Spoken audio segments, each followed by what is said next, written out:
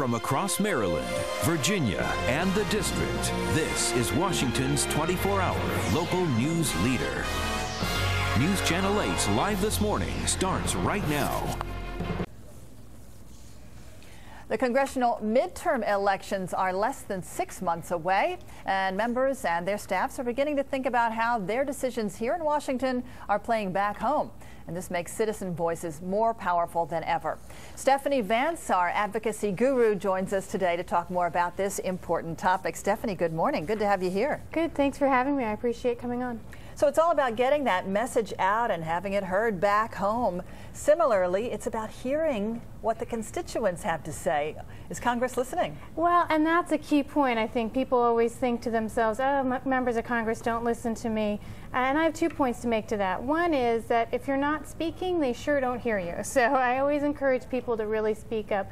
But also that there's a big difference between listening and agreeing. So your members of Congress may be listening to you, but they may not always be agreeing with you. But there are some techniques you can use to make sure your messages are a little more persuasive. Let's hear about them. Well, basically, I think it's very important, first of all, to make sure that your message is relevant to the lawmaker, and not in terms of what you're saying to them, but in terms of the fact that you're a constituent. The lawmaker really wants to hear from people that they represent.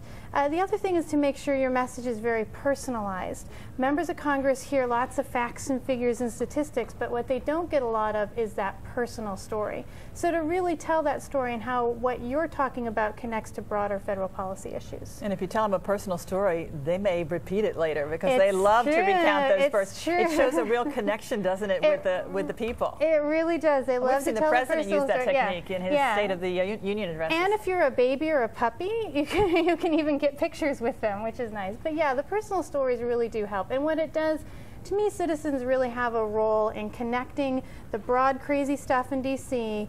with what's happening on the ground with real people. And those are the stories they can tell, and those are what listen to.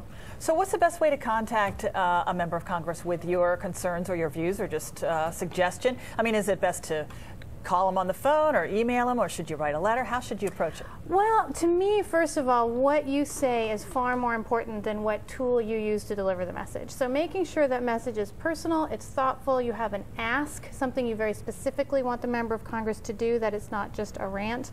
But then if you choose to use email, that's a great idea. Meetings are always very powerful, so trying to connect with your legislators in their district offices, or even, sending a letter or a phone call is fine, but all of those options work as long as your message is really a powerful one. And I think we've probably all gotten emails that say, here's this legislation and, we don't want this to go through, so make sure you contact your congressman, and here's the letter. Just all you have to do is just click on it, and, Well, so is that a good way to? It's funny you mention that, because we're actually working on a program right now to work on ethics in the grassroots advocacy industry, so the groups that send out those kinds of form letters. It's almost like spam, isn't it? It can be a little bit. I'm not saying not to do it or that they're not ethical, but they're just not incredibly effective. Well, they're not personal either. Exactly, exactly. And so if you get those communications from a group, I think it's really important to take that communication and make it your own, and then send it to your legislator. The messages that are the most powerful are the ones that you feel as a citizen very passionately about. And those will rise to the top of all the crazy stuff that comes into the office. Quickly, if you don't live around here and you live, out there, how do you contact your Congress people? Are there opportunities for you to interact with them one-on-one? Oh, yeah, absolutely. They're home every weekend. They're home on district work periods. And I definitely check out congress.org, where you can find out who your legislators are and email them directly. Stephanie Vance is our advocacy guru, and we thank you so much for joining us once again today. Thank Stephanie, you. good to see you.